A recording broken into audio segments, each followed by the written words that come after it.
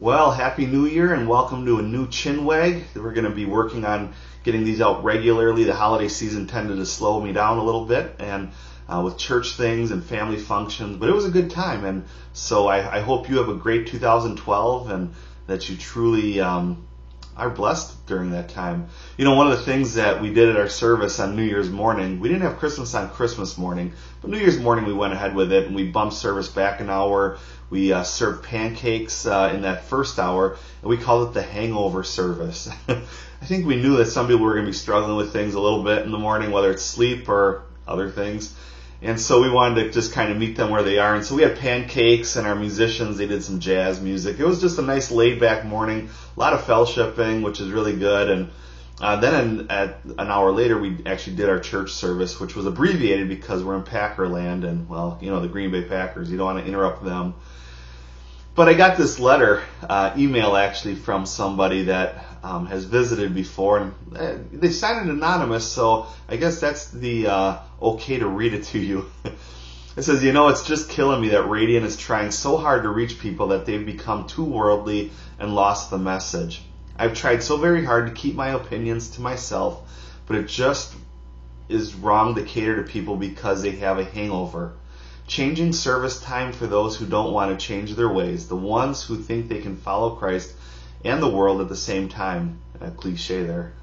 I know we have a God of love and forgiveness, but part of that wanting to follow Him and change our ways, having a church is kind of like raising children. Yes, you want to show them love and forgiveness and mercy, but they also need discipline. If Christians have no fear, then why would they change their ways? I've been to Radiant enough times and I'm pretty clear on what I see there. It is more of a social time than a service. The message gets so lost in video clips and references from sci-fi stuff and geek terminology that it's lost all its power. How can you grow if you are not being fed? How can you want to change if being just who you are is good enough? Something we really don't talk about. I'm not trying to be rude, and I know how else could this message be taken. Maybe it's not my place to be saying anything, but then again, maybe it is. And I would be wrong to ignore this gut feeling any longer. I'm not perfect. I'm glad that you can show people how human you are as well, but there has to be a line. Ministers are looked upon and respected for a reason. In my opinion, that line has been too blurred and focus on God has been lost. May God show me the error of my ways if I'm wrong, but I'm sure you would want to help if you saw something that you strongly believed could be powerful and captivating if it only had a better direction. You know, this is a normal verse, and I know the person, and, you know, I realize that this person is maybe struggling in their own life a little bit. And when you read these sort of letters, you begin to wonder if they've ever experienced true love of God in their lives. Let me read a scripture to you that comes to mind.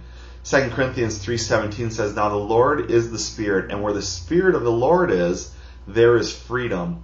You know, I don't know how people interpret that. The way I interpret it is that we can easily reach people where they are. I think that's what Jesus did. Correct me if I'm wrong, but I think Jesus did that, and in His ministry met people where they are. And in this, you find freedom. You don't have to worry about the legalism. A lot of the things stated in letters like this and things that we argue against are nothing more than legalistic stances. I'm slightly sad for this person because they've never really truly experienced this freedom or the love of Christ, and therefore displaying this love to other people. What do you think when you hear letters like this being written? And you know, it's always funny, these things come to the church and pastors and ministries as anonymous, but I'd love to hear your thoughts on this, and feel free to weigh in by posting a comment right below, or email me info@thatsnotmygod.com, and we'll talk to you soon. See you tomorrow. Bye.